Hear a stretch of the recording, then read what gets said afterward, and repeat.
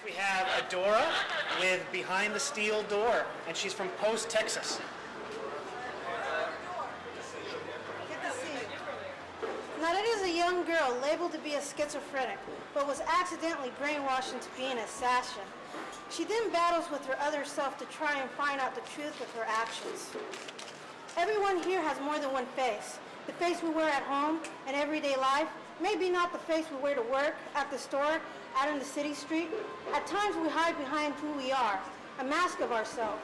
Some have even lost sight of who they really are, lying to themselves, hiding behind their false face, their mask. Reality itself may be an illusion, their truth actually a lie. Secrets so painful, they must not be true. Nadette lives in such a world, twisted inside her own looking glass. She doesn't understand boundaries. In our day, the hero rarely wins. It seems villains are remembered long after the heroes have died and their memories are rusted or dulled along with their name. This reality is our truth. Does truth matter so much that it should bind her to live behind a steel door? Will the steel door stripe in her spirit and crush her soul? Accusing her of this crime has made her wear a mask of deception. What mask do we wear? Nadette hides behind her darker side. It keeps her hidden from the world. That isn't what it should be. She's not properly dressed or groomed, but don't judge her for her upkept appearance. That would be labeling her for her rough situation. Nadette won't be labeled, won't be trapped. She will break free, free from the four desolate walls, free from the bars, free from the steel door. Well, let me say, Adora, I think seeing you and seeing this idea kind of reminds me in a lot of ways why I like comics so much. You know, really creative people with a lot of things to express, which you clearly do, a lot of different emotions and feelings. I feel kind of running through this idea. I feel like the idea is a little bit maybe half-baked or half-realized for the purposes of this competition, but I definitely like a lot of the feeling and a lot of the emotion behind it, and and I think it's got something. I agree. You're telling the audience something, and it's very personal. It's almost got a lot to express. It's almost like you're reading poetry. Yeah, very much so. And you seem like you'd be a great songwriter. But what we need is a little more of an idea of what the story is of your character, of your heroine. Obviously, she has a lot of pain in her. Obviously, there's a lot of deception going on, but we need to know why. A young girl trying to find herself.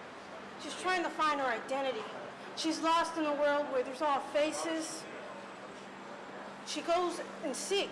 She may not choose the right path. We never choose the right path. We make mistakes. Everybody does. She's trying to live life the way she needs to. What is she doing to find this truth? What is she doing to find herself? She's making choices. Choices are like, she follows first this character named Bob. He's a drug addict. She goes into drugs. She figures out it's not for her. It's the wrong choice. She goes out of that situation. She goes into alcohol. It's not her choice. She goes into religion. She tries to find herself. She's trying to find the hero in herself.